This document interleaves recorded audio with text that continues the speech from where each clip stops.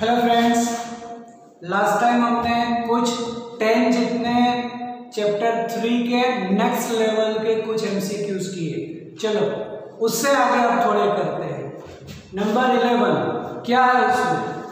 The velocity time graph for two type of bodies A and B are in shown in figure and the acceleration of A and B are in the ratio। ऐसे कुछ हमें options भी दे रखे हैं। and velocity time graph for A and B like this। our interest to calculate acceleration। तो acceleration होता क्या है? we can say velocity by time, मतलब रेशियो हुआ ये। रेशियो मतलब अब यहाँ पर हमें करना है स्लोप। अब जब कभी भी स्लोप करते हैं at that time we are taking the angle with x axis. देखो ये हमारी एक्स एक्सिस है, मतलब यहाँ पर टाइम है तो विथ रिस्पेक्ट टू टाइम हम एंगल लेंगे।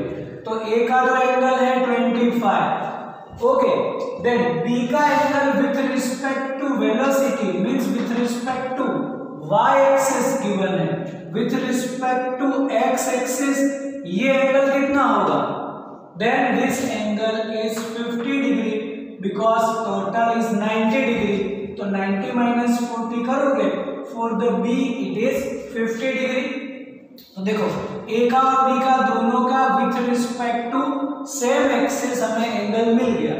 अब जैसे हम बोलते हैं कि इसका हमें रेशियो करना है, because velocity by time is called ratio। अब रेशियो के हिसाब से बोलते हैं for the acceleration take its slope। चलो अब यहाँ पर जो स्लोप है तो यहाँ पर कोई वैल्यूज नहीं दे रखी। Eight that time also we can say just use the tan function because tan theta is equal to opposite। opposite मतलब change in velocity होगा, क्योंकि ये होगा ऑपोजिट में आइदर ए और बी के लिए। तो ऑपोजिट अपॉन एडजेसेंट, तो ऑपोजिट हुआ वेलोसिटी और एडजेसेंट हुआ time, that is the tan theta. तो tan theta is also for this graph is acceleration. Okay, then अब एक्सेलरेशन जो ए के लिए बोल दें तो इसको हम बोल देंगे 25, मतलब acceleration for the A is 25 degree and for acceleration for the B is बोलेंगे हम 50 degree. Then acceleration of A and B are in given ratio. तो रेशियो किसका होगा? A upon A B is 25 degree to 50 degree. First option. And velocity time graph acceleration मतलब हमें slope से मिलेगा। Slope given नहीं because values are not given. Then another as a method for use tan function because tan is opposite upon adjacent the velocity by time. Okay, ऐसे हम tan function ले सकते हैं। साइन और cos function तो कभी हमें यूज नहीं होता। तो tan फंक्शन वाले दो है। अब उसमें भी यहाँ पर दे रखा है 40, तो ये नहीं यूज करेंगे। With respect to same axis कोई भी एंगल यूज करो, but with respect to same axis करोगे तो ही तुम उसका रेशियो ले पाते हो। ओके, चलो next number 12। Acceleration time graph is given for the particle. This is the acceleration versus time graph है। ओके, अब हमें फाइंड करना है the position time graph is। देखो यहां पर एक्सेलरेशन, तो एक्सेलरेशन इज कांस्टेंट। तो कांस्टेंट एक्सेलरेशन मतलब कांस्टेंट एक्सेलरेशन का मतलब क्या होगा?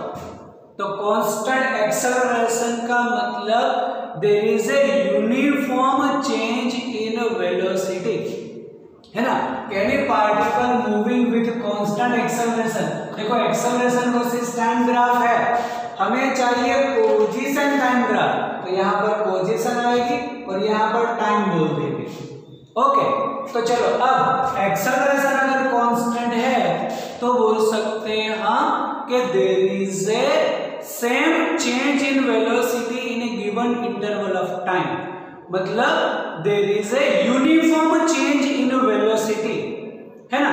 तो यूनिफॉर्म चेंज इन वेलोसिटी मतलब वेलोसिटी गिवन इंटरवल में सेम जितना कुछ इंक्रीज हो रही है ऐसा बोल देते हैं। चलो, because here given is a positive acceleration, यहाँ पर वैल्यू इसकी पॉजिटिव है, तो पॉजिटिव एक्सेलरेशन मतलब वेलोसिटी कुछ गिवन टाइम में उतनी इंक्रीज हो रही है, एक एक सेकंड के अंदर सोचे तो उसकी वेलोसिटी ऐसे सेम ही इंक्रीज हो रही है। अगर वेलोसिटी इंक्रीज हो रही है तो जो ग्राफ है पोजीशन वर्सेस टाइम का ग्राफ, वो हमें कुछ ऐसे इंक्रीजिंग ऑर्डर में मिल सकता है। हाँ, अगर यहाँ पर ऐसा पूछा होता कि देखो, अगर ऐसा क्वेश्चन अगर हम बोलते कि वेलोसिटी वर्सेस टाइम पूछा है तो वेलोसिटी वर्सेस टाइम का ग्राफ हमें कांस्टेंट मिलता। अगर यहाँ पर जो पूछा नहीं है वो मैं ड्रॉ करूं कि अगर पूछा होता है ऐसा कि velocity versus time graph, then velocity versus time graph हमें कुछ ऐसा मिल सकता है यहां से यहां तक, अगर कुछ उसकी इनिशियल वेलोसिटी है तो। अदरवाइज ऐसा भी हो सकता है for the velocity versus time graph, it start from 0, तो दोनों में पॉजिटिव एक्सेलरेशन होगा और बोलेंगे कांस्टेंट एक्सेलरेशन। लेकिन हमें पूछा क्या है, पोजीशन टाइम ग्राफ पूछा है, तो अब ये तो रहेगा नहीं पोजीशन टाइम ग्राफ। ओके, अब पोजीशन टाइम ग्राफ के हिसाब से अब ये चूज करें कि ये चूज करें, क्योंकि दोनों ऐसे पोजीशन टाइम ग्राफ हम बोल सकते हैं। लेकिन यहाँ पर कुछ हमें गिवन नहीं है, क्लियरली गिवन नहीं है कि particle start its motion from where, initial 0 है कि नहीं है, मतलब उसका पोजीशन 0 है कि नहीं है, तब ये जो है हम वो चूज कर सकते हैं। यहां पर ऐसा नहीं बोलेंगे कि start from origin, start from some position and then after the position time graph है तो उसमें वेलोसिटी इंक्रीज हो रही है, वेलोसिटी इंक्रीज हो रही है मतलब उसका जो डिस्टेंस है वो भी ऐसे इंक्रीज हो रहा है। ओके, तब ये हम चूज कर सकते हैं। क्लियर?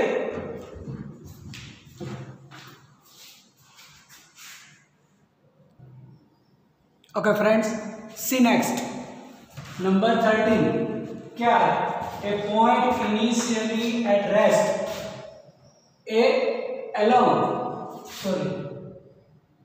पॉइंट नहीं पार्टिकल बोलते,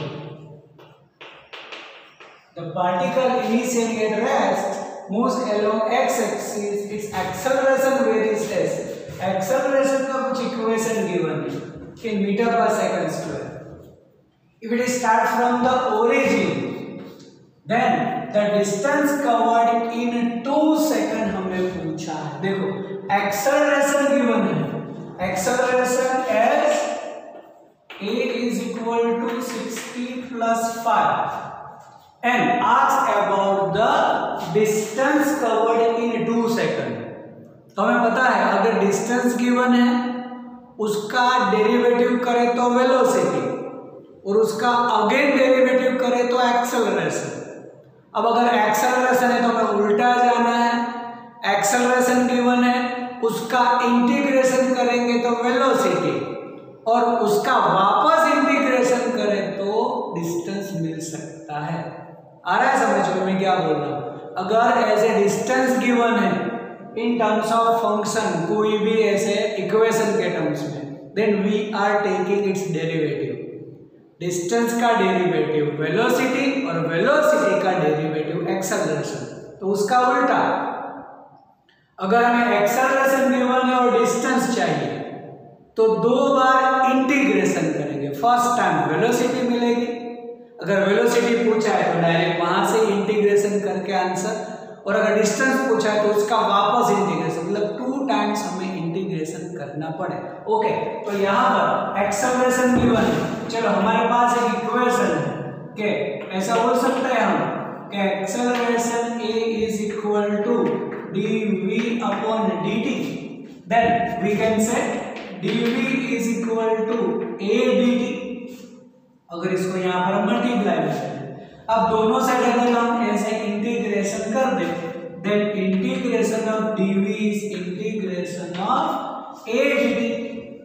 चलो then integration of dv, then integration of a क्या है 6t plus 5 dt. ओके, now integration of dv, जैसे हमने बोला था इंटीग्रेशन ऑफ dx ओनली, हमारा फॉर्मूला है ऐसा कि integration of x raise to n dx हो तो ये होता है x raise to n plus 1 upon n plus 1. याद करो इंटीग्रेशन में पावर एक ऐड होता है n plus 1 upon n plus 1, और उसे में हमने बोला as per the example integration of dx होगा तो x होता है, इंटीग्रेशन ऑफ dv हुआ तो v होता है. ऐसे यहाँ पर integration of dv is v, और यहाँ पर इसका दोनों का अलग अलग करेंगे. मतलब पहले तो बोलेंगे 6t into dt plus integration of 5 dt. पहले तो इसको अलग कर देते हैं, अब इंटीग्रेशन करते हैं. देखो then v integration of 6t with respect to time, then 6 तो as it is, integration of t क्या होगा, एक पावर ऐड करते हैं, ऑलरेडी 1 होता है t square by 2 plus 5 as it is, integration of dt होगा, then integration of dt is t. समझ में आया? फिर से 6t का इंटीग्रेशन, देन 6 कांस्टेंट, t का पावर 1 होता है तो एक ऐड करेंगे, मतलब t square by 2 plus 5 as it is, integration of dt is t. आया समझ में?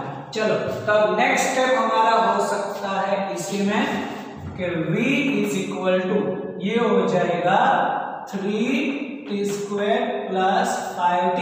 Okay, 3 2 6, 3t square plus 5t. ये तो वेलोसिटी, हमें तो चाहिए distance.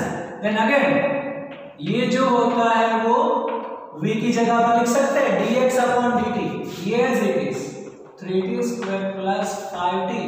Again what we can say, dx को सब्जेक्ट कर दो, then 3t square plus 5t dt. दोनों से इंटीग्रेशन कर दो, integration of dx is equal to integration of 3t square plus 5t dt, क्योंकि ये तो एज इट इज, बस हमें इसका इंटीग्रेशन लेना है दोनों से.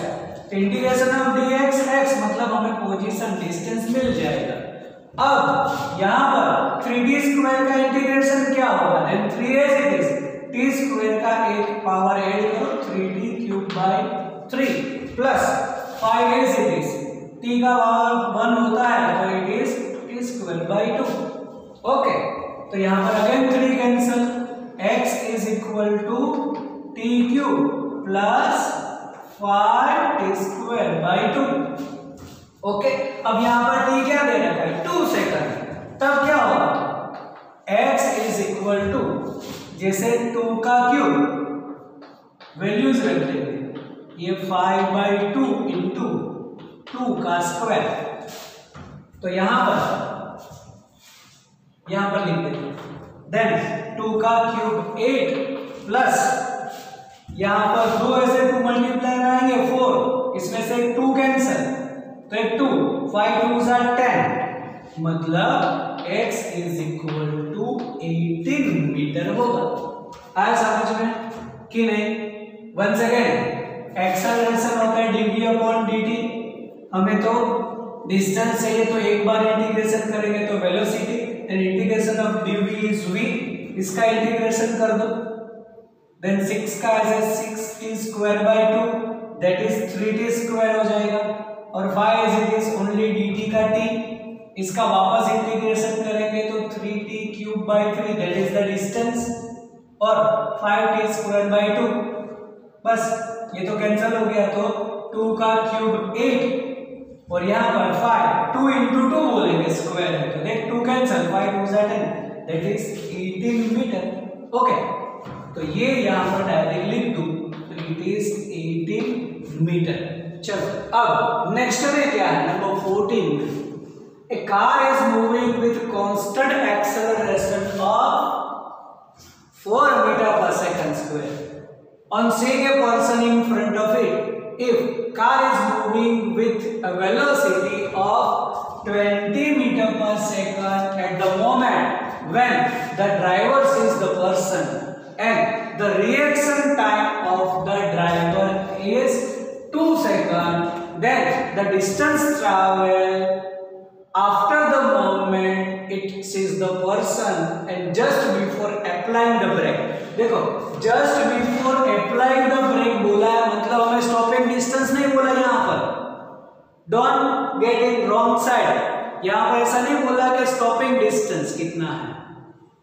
Only the distance covered by the person before applying brake. Brake apply करेंगे उसके बाद जो डिस्टेंस ट्रैवल होता है before stopping, that is called stopping distance. लेकिन यहाँ पर स्टॉपिंग डिस्टेंस नहीं है.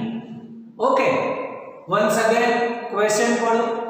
कार जो जा रही है वो 4 मीटर पर सेकंड स्क्वायर से, एंड वही जब ऐसे पर्सन ड्राइवर जो है कोई पर्सन को ऐसे रोड पर दिख रहा है, तब ऐसे उसकी वेलोसिटी 20 मीटर पर सेकंड है और फिर वो ऐसे ब्रेक लगाने जा रहा है. तो ब्रेक लगाएगा उस टाइम पर जो टाइम उसको ऐसे जैसे पर्सन को देखा और उसने ब्रेक लगाई, उसका जो टाइम लगा वो बोला है 2 second. When driver sees the person and the reaction time of the driver is 2 seconds. तब उतने टाइम में वो कार कितना डिस्टेंस ट्रैवल करेगी बिफोर अप्लाइंग ब्रेक. मतलब जैसे प्रैक्टिकली सोचो कि हम जा रहे हैं कार में और तुम्हें आगे ऐसे कोई भी पर्सन दिखा और तुम ऐसे सडनली ब्रेक लगाने जाओगे, तो ब्रेक लगाओ उससे पहले तो वो थोड़ा डिस्टेंस ट्रैवल करेगी. बस वही डिस्टेंस हमें चाहिए यहाँ पर. देन डिस्टेंस की हमारे पास फॉर्मूला है कि it is v0t plus half at square. तो जैसे हम ब्रेक लगाए उससे पहले की जो वेलोसिटी है उसको हम इनिशियल वेलोसिटी बोल देंगे, दैट इज 20. टाइम कितना लगा इसको 2 सेकंड. एक्सेलरेशन भी दे रखा है 4.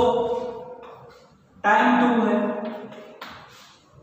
Then it is 40 प्लस ये यहाँ पे हो जाएगा 2. 2 2 जा 4 into 2 8. It is 48 metre.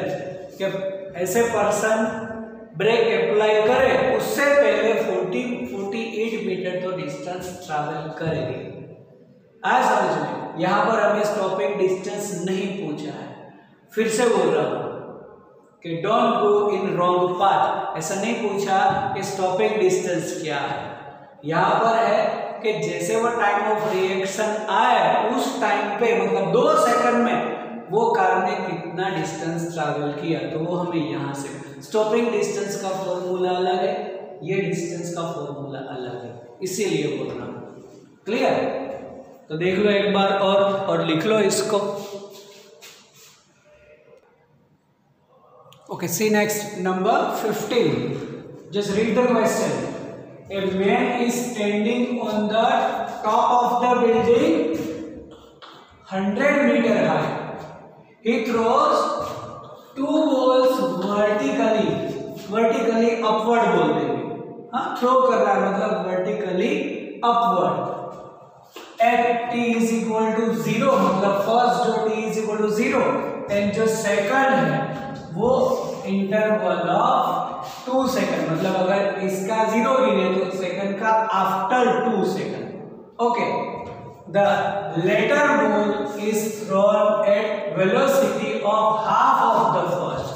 मतलब इनिशियल जो है अगर वेलोसिटी उसकी v0 गिने, गिवन नहीं है, अगर v0 गिने देन सेकंड की वेलोसिटी होगी v0 by 2.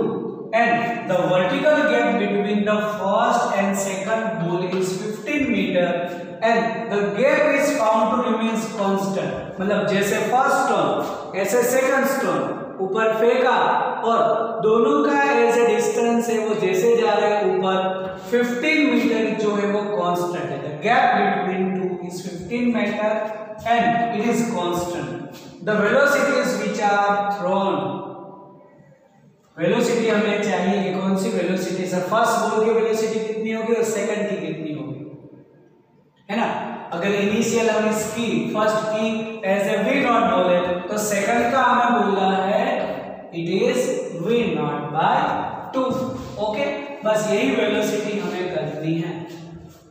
चलो, तो अगर हम ऐसे फर्स्ट बॉल के लिए अगर हम सिचुएशन सोचे तो फर्स्ट बॉल की इनिशियल वेलोसिटी हम मान लेते हैं v नॉट, और जब ये हाईएस्ट पॉइंट पर पहुंचेगा, मतलब यहां से अगर हम सोचे कि फर्स्ट बॉल को हमने जैसे थ्रो किया और वो कुछ यहां तक पहुंचा एज ए h1 हाइट तक, चलो, है ना, विथ वेलोसिटी v नॉट, तो हाईएस्ट पॉइंट पर क्या होगा, उसकी फाइनल वेलोसिटी तो 0। अब ऊपर जा रहा है तो velocity positive, eight that time जो ग्रेविटी लगेगा acceleration that is negative. Okay, तो हमारे पास इसकी फॉर्मूला है डिस्टेंस की कि d is equal to v square minus v naught square upon 2a, लेकिन यहाँ पर जो हम a यूज करेंगे अभी जनरल फॉर्म में बोल देंगे माइनस g, और इसकी हाइट हम h1 कंसीडर कर देते हैं। देन ये तो 0 minus v naught square and minus 2g, मतलब h1 कितना हुआ v naught square upon 2g। Clear, से एज इक्वेशन नंबर 1। चलो, अब उसी में सोचते हैं कि सेकंड के लिए, सेकंड का हम करेंगे यहां पर, लेकिन जो सेकंड बॉल है उसको हमें ऊपर ही फेंकना है with initial velocity v naught by 2। The latter ball is thrown velocity of half of the first, ये जितनी है उसकी हाफ v नॉट बाय 2। अगर वेलोसिटी हाफ है तब ऐसा नहीं बोल सकते वो हाफ डिस्टेंस तक जाएगा, लेकिन जहां तक भी जाएगा, चलो ये कुछ यहां पर पहुंचेगा। अब पहली हाइट तक तो पहुंच नहीं सकता क्योंकि वेलोसिटी उसकी हाफ है, लेकिन ऐसा भी नहीं बोल सकते कि वो हाफ तक ही जाएगा, वो क्लियर नहीं होगा, लेकिन कुछ हाइट कवर करेगा। सपोज h2 हाइट, तो वहां पर भी उसकी फाइनल वेलोसिटी तो 0। Then what we can say about h2, ऐसा ही कुछ v naught square upon 2g, but v naught हमारा है v naught by 2। Then for the second ball यही पूरा हम यूज करें तो डायरेक्ट बोल सकते हैं कि v naught by 2 whole square upon 2g। Okay, then what we can say about the h2, ये नीचे हो जाएगा 4 और ये 2 और है, 4 2 8, it is v naught square by 8g। आया समझ में? यहाँ पे लिख देते हैं, चलो, v naught square upon 8g। Clear, ये स्क्वायर हुआ, 2 2 4, 4 का और 2 है नीचे, इट इज 8g। तो this is the distance covered by the second ball. तो देखो, जो पहला है डिस्टेंस उसका फोर्थ डिस्टेंस होगा ये, क्योंकि बाय 2 तो दोनों में है। और ऐसा भी बोल रखा है कि at any instant the gap between there is 15 metre, मतलब ये जितना हाइट, ये जितना हाइट, ये होगा हमारे लिए 15 metre. The gap is maintain, देखो, the vertical gap between the first and second ball is 15 meter and the gap is found remains constant, मतलब जैसे ये ऊपर जाएगा 2 सेकंड के बाद इसको थ्रो किया है तो हर एक बार इसका डिस्टेंस 15, तो जैसे मैक्सिमम हाइट पर होगा, फर्स्ट वाला ऊपर सेकंड वाला नीचे, उसका गैप भी 15 मीटर ही रहेगा। ओके, तो बस यही यूज कर देते हैं, ऐसे बोलेंगे here h1 minus h2 is 15, क्योंकि h का ज्यादा होगा और h2 का कम होगा, then h1 minus h2 is 15। बस दोनों की वैल्यू रख दो। h1 क्या है, इक्वेशन के टर्म्स में है v naught square upon 2g minus h2 क्या है, it is v naught square upon 8g is equal to 15। चलो, अब यहाँ पर हमें 8 करना है, 8 करेंगे तो 4 मल्टीप्लाई करेंगे, यहाँ पर 4 मल्टीप्लाई करेंगे, it is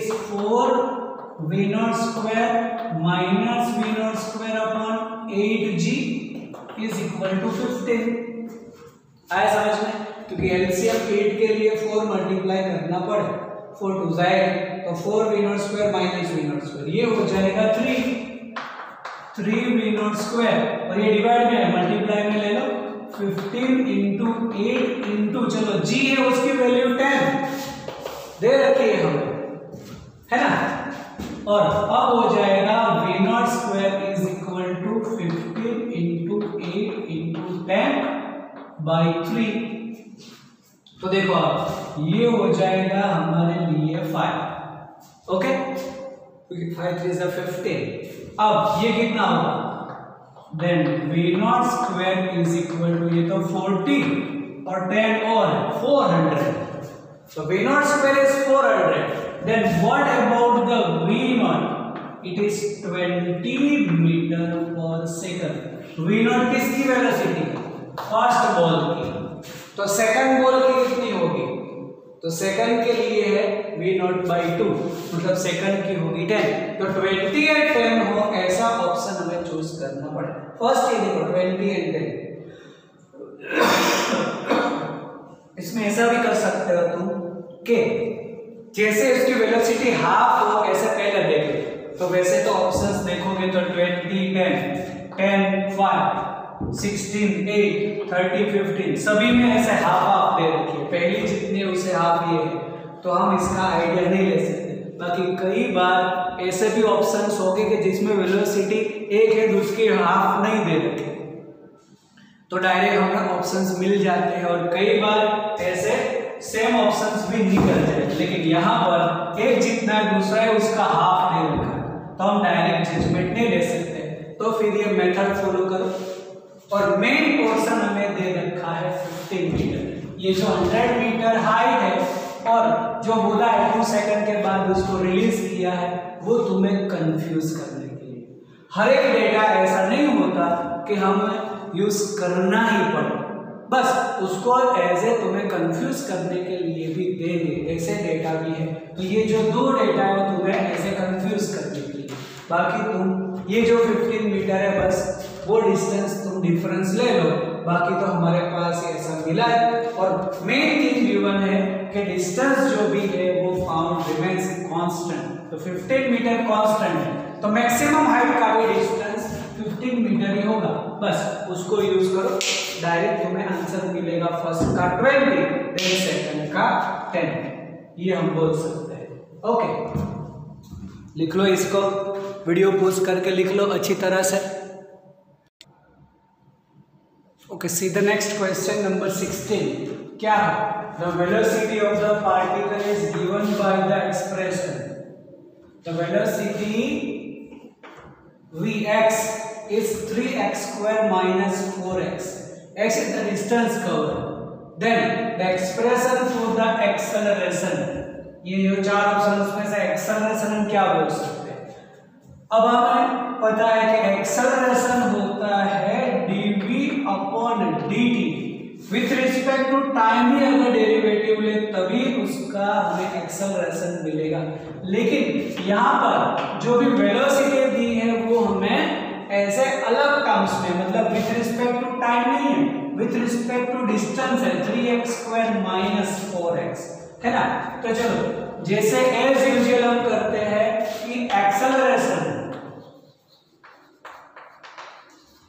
then acceleration is dv/dt, देन जो भी हमारा ऐसे वेलोसिटी की इक्वेशन है वो यहां पर रखो, it is 3x square minus 4x।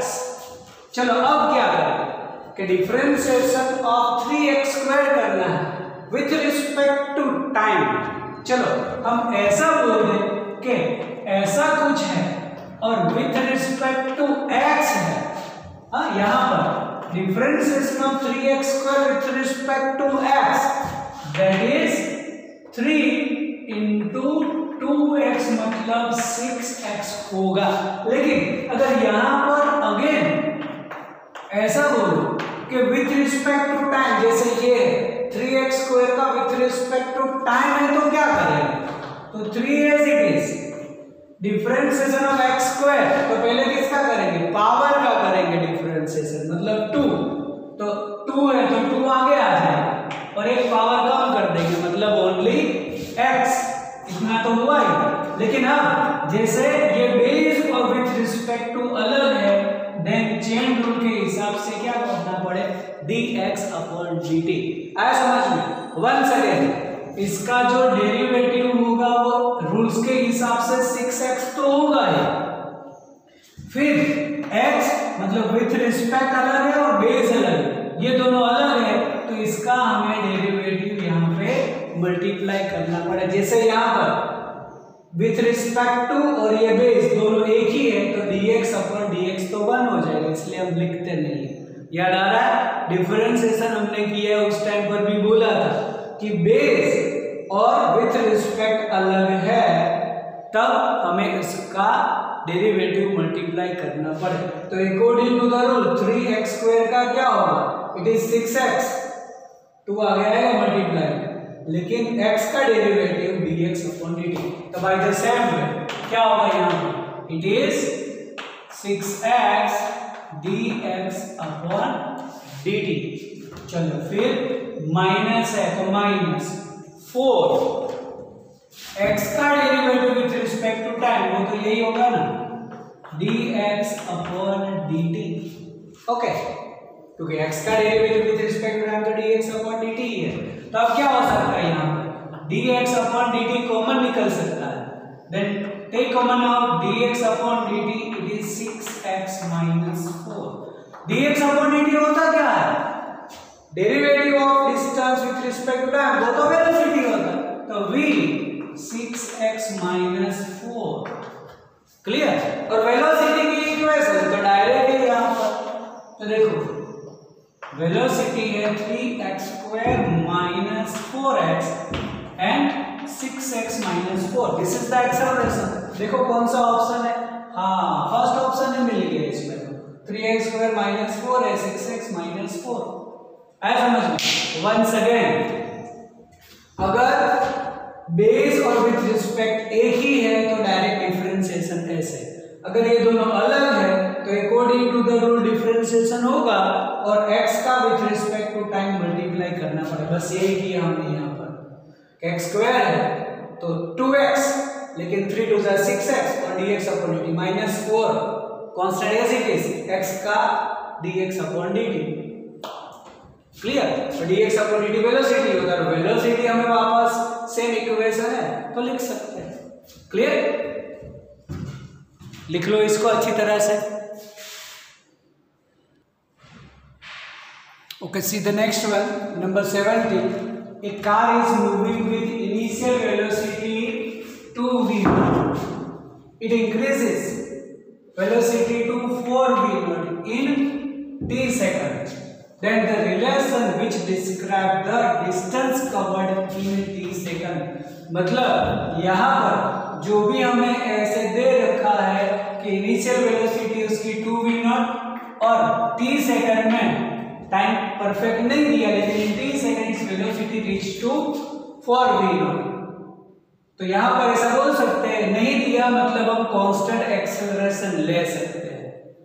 अगर एक्सेलरेशन नहीं होता कांस्टेंट तो लिखा होता, अगर नहीं given then we can consider the acceleration of the car is constant, then which relation describe the distance covered in t second. तो देखो ऐसे कांस्टेंट एक्सेलरेशन के लिए हमारे पास जो भी डिस्टेंस है, तो डिस्टेंस मतलब वेलोसिटी इनटू टाइम, लेकिन यहाँ पर बोल सकते हैं कि डिस्टेंस, एवरेज डिस्टेंस वही होगा एवरेज वेलोसिटी इनटू टाइम। हमारे पास इक्वेशन है कि फॉर कांस्टेंट एक्सेलरेशन गिवन नहीं है, इसीलिए कांस्टेंट ले सकते हैं। तो for constant acceleration the distance is equal to, ऐसा बोल सकते हैं कि एवरेज वेलोसिटी इनटू टाइम, क्योंकि एवरेज वेलोसिटी होता है डिस्टेंस बाय टाइम, तो डिस्टेंस है average velocity into time. For constant acceleration average velocity क्या होता है, तो इनिशियल प्लस फाइनल बाय 2, मतलब इनिशियल कितनी है 2v0, फाइनल कितनी है 4v0/2 इंटू जो टाइम हमने दिया है वही। तब ये जो इक्वेशन हमने कर रखी है वैसे इन इक्वेशंस ऑफ मोशन अगर कांस्टेंट एक्सेलरेशन है तो डिस्टेंस क्या होगा v plus v0/2, average velocity क्या होगी initial plus final by 2। Constant acceleration के एवरेज वेलोसिटी डायरेक्ट ही मिलेगी। Then 2 plus 4 6v0/2 into t मतलब it is 3v0 into t है ऑप्शन में कोई? हाँ ये रहा डिस्टेंस, इसको x बोलते हैं, it is 3v0 t। Okay चलो next, if the velocity of the particle varies as at plus pt square, a and b constant है, then distance traveled by it between 1 second to 2 second, 1 से 2 second के बीच में हमें उसका distance चाहिए। Velocity given है, देखो वेलोसिटी क्या है at प्लस bt स्क्वायर, चाहिए क्या हमें डिस्टेंस, तो डिस्टेंस का डेरिवेटिव वेलोसिटी, तो वेलोसिटी का इंटीग्रेशन इस डिस्टेंस मतलब v क्या होता है तो बोलेंगे dx/dt मतलब at प्लस bt स्क्वायर, इसका मतलब dx को सब्जेक्ट कर दो, then at plus bt square into dt, दोनों साइड इंटीग्रेशन ले लो मतलब integration of dx is integration of at plus bt square dt। Integration of dx x होगा है ना, बस वही डिस्टेंस हमें चाहिए, लेकिन कहाँ पर फ्रॉम 1 सेकंड से 2 सेकंड, मतलब अब यहाँ पर हमें लिमिट लगानी पड़े और दोनों का इंटीग्रेशन हम अलग अलग भी लिख रहे हैं, मतलब इंटीग्रेशन 1 से 2 at dt, दोनों का इंटीग्रेशन हम अलग अलग लिख रहे हैं, फ्रॉम 1 से 2 bt स्क्वायर dt। चलो अब इंटीग्रेशन करो, तो what is integration of t, ये तो कांस्टेंट गिवन है, a and b are constant, integration of t raised to n का n+1/n+1, तो t का पावर 1 है already, t²/2, okay then it is a t²/2, लेकिन हमें करना पड़ेगा इसका 1 से 2 क्योंकि लिमिट है उसकी। फिर b t² का होगा t³/3 फ्रॉम 1 से 2। अब बोलोगे यहाँ पर करना क्या है, तो ये जो लिमिट आएगी 1 से 2 सेकंड बोला है इसीलिए डायरेक्ट ऐसे नहीं बोला कि 2 सेकंड पर, अगर 2 सेकंड पर डायरेक्ट बोला है तो डायरेक्ट वैल्यू, लेकिन from 1 second to 2 second then we have to apply the limit. अब अगर लिमिट अप्लाई करें तो बोलना पड़ेगा हमें upper limit minus lower limit, क्या बोलो always upper limit minus lower limit, मतलब a एज इट इज, इसका अपर लिमिट है 2 तो t की जगह पर 2 मतलब 2², ओके फिर माइनस ये तो दोनों में मल्टीप्लाई में रहेगा, और अब लोअर लिमिट है 1 तो 1²/2, समझ में आ रहा है, ये तो कांस्टेंट है, अपर लिमिट 2 तो 2² t की जगह पर रखेंगे, माइनस 1² तो 2 तो एज इट इज। ऐसे यहां पर भी क्या होगा, अपर लिमिट 2³ माइनस 1³/3, चलो तो क्या होगा यहां पर ये होगा a 2 to 4 माइनस 1 3/2, ऐसे यहां 2³ 8 माइनस 1 7, तो b इंटू 7/3, तो मतलब 3/2 a एंड 7/3 b, ऐसा कोई ऑप्शन है देखो, हाँ ये 3a/2 एंड 7b/3, यही होगा हमारा ऑप्शन, क्लियर। तो ऐसे आप इंटीग्रेशन में याद रखो, integration according to the rules करना है, लिमिट गिवन है, लिमिट गिवन है कि नहीं वो कैसे पता चले, अगर ऐसा होगा कि calculate distance at 5 second, at 10 second, at 2 second, तो डायरेक्ट वैल्यूज रखनी है जब इंटीग्रेशन हो जाने के बाद। लेकिन ड्यूरेशन दिया है like 1 second and 2 second, distance travel by it between 1 second to 2 second, तो 2 सेकंड पर नहीं चाहिए, 1 से 2 सेकंड के बीच में, तब इसकी लिमिट रखो और फिर बोलो अपर लिमिट माइनस लोअर लिमिट, ये इसका रूल है। तो 2 इसकी जगह पर आएगा, -1 इसकी जगह पर आएगा, ऐसे अपर limit minus lower limit after integration. Okay, चलो लिख लो ये भी अच्छी तरह से। Okay, see the next number 19। A cyclist moving on a circular track of radius 40 meter completes a half revolution in 40 second. हमें चाहिए उसकी एवरेज वेलोसिटी, कौन सी होगी यहाँ पर, जो भी ऑप्शंस में से, इट इज 8 पाई या 4 पाई 2 फिर 0। अब यहाँ पर हाफ रिवॉल्यूशन बोला है, अगर कंप्लीट रिवॉल्यूशन हो जाता है तो डिस्प्लेसमेंट 0 फॉर द वेलोसिटी, मतलब डिस्प्लेसमेंट बाय टाइम, है ना। लेकिन यहाँ पर बोला है कि हाफ रिवॉल्यूशन, मतलब यहाँ से चालू करें तो यहाँ पर complete is half revolution in 40 second और रेडियस उसका दे रखा है 40 metre. Then what is the velocity, तो वेलोसिटी मतलब होता क्या है, then we can say velocity is equal to displacement by time। तो डिस्प्लेसमेंट कहां से कहां तक, तो यहां से यहां तक, तो अगर सेंटर से गिने तो ये तो डायमीटर हो जाएगा, रेडियस दे रखा है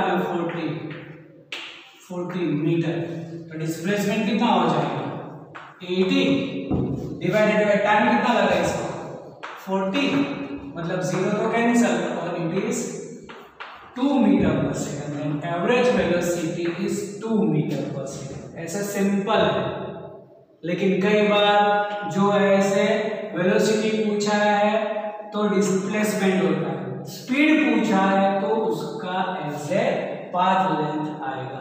ओके, लेकिन यहाँ पर डिस्प्लेसमेंट वेलोसिटी पूछा।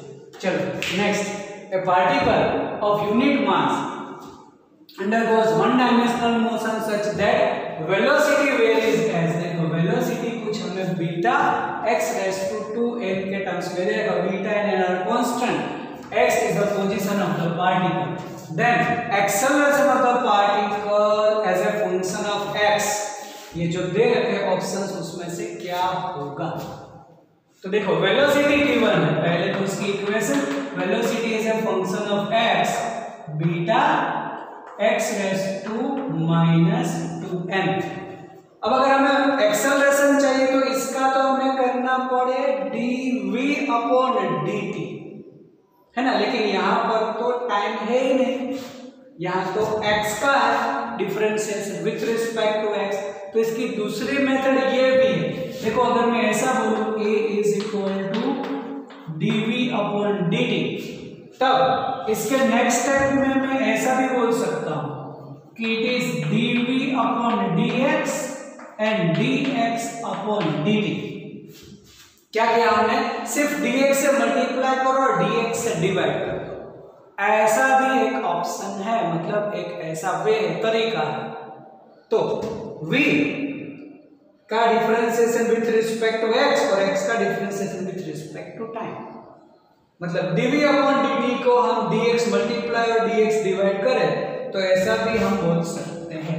देन dx/dt हो जाएगा हमारे लिए वेलोसिटी जो गिवन है डायरेक्ट, और dv/dx हम ले सकते हैं। तो देखो चलो अब यहाँ एक्सेलरेशन में करूं तो ये dv/dx मतलब d/dx वेलोसिटी क्या है, it is beta x raised to -2n and dx/dt तो वेलोसिटी हो जाएगी मल्टीप्लाई ना, इसके पावर में मल्टीप्लाई, dx/dt इज v। चलो तब इसका पहले तो डिफरेंशिएशन क्या होगा, then beta as it is x raised to क्या करेंगे हम, तो डिफरेंशिएशन में पावर जो है वो आगे आ जाएगा, मतलब -2n आगे आ जाएगा, और फिर क्या होगा x के लिए -2n -1। ओके, और ये जो है वो वेलोसिटी एज इट इज। चलो अब एज ए बीटा, और ऐसा कर देते हैं कि जैसे -n आगे है तो ये पूरा -2n आगे ले लेते हैं, और beta x raise to -2n -1। Okay, but velocity की इक्वेशन ये है, देखो वेलोसिटी की जगह पर ये लिख सकते हैं, इंस्टेड ऑफ v क्या होगा, beta x raise to -2n। चलो वही आंसर अब मैं यहाँ पे लिख रहा हूँ, एक्सेलरेशन इज -2n, और जो बीटा सेम बेस है तो पावर ऐड होता है, मतलब बीटा बीटा हो जाएगा बीटा स्क्वायर, और x raise to -2n -1, x raise to -2n, तो -2n -2n 4n भी होगा, तो x रेज़ टू -4n -1। आया समझ में? वंस अगेन एक्सेलरेशन dv/dt होता है, लेकिन यहाँ फंक्शन ऑफ x है, इसीलिए क्या हो सकता है, dv/dx इंटू dx/dt भी हम कर सकते हैं। ओके, देन dv/dx ये हो गया, और dx/dt वेलोसिटी, फिर वेलोसिटी की इक्वेशन वापस रखो तो हमें मिल जाएगा। ओके, तो हमें ये आंसर मिला। चलो अब जैसे हम बोलते हैं कि उसकी दूसरी मेथड भी है, देखो यहाँ पर अब इसकी सेकंड मेथड, ये लिख लेना वीडियो पॉज करके, ये आंसर याद रखो इसका। अब ये मैं इसको इरेज कर रहा हूँ, इसकी सेकंड मेथड कर रहा हूँ। तो देखो हमारा आंसर क्या आया था, वैसे बीटा स्क्वायर और 4n -1, तो बीटा स्क्वायर 4n -1 ये। अब देखो उसकी सेकंड मेथड देखो, Vx is equal to beta x raise to -2n। हमें पता है एक्सेलरेशन है क्या, it is dv/dt, then dv/dt direct करो, then beta n x raise to -2n, तो beta as it is x raise to -2n का क्या होगा, -2n आगे x रेज़ टू -2n -1, और फिर ये देखो बेस अलग है विथ रिस्पेक्ट टू टाइम है, तो क्या करेंगे, dx/dt मल्टीप्लाई में आएगा, तो ये स्टेप तो हो गया। देखो dx/dt is velocity, then it is -2n beta x raise to -2n -1, और वेलोसिटी है क्या, ये यहाँ पे रख दोगे, तो -2n beta x raise to -2n -1 beta x raise to -2n, बस हो गया, -4n -1 और बीटा स्क्वायर, तो बीटा स्क्वायर -4n -1। आया समझ में? तो ऐसे भी डायरेक्ट ले सकते हैं चेन रूल के हिसाब से, पहले पावर का करो, फिर x का विथ रिस्पेक्ट टू बेस अलग है, टाइम अलग है, तो dx/dt इज वेलोसिटी। दोनों मेथड से तुम कर सकते हो जो तुम्हें सुटेबल हो। ओके, लिख लो, ये वीडियो पॉज करके लिख लो।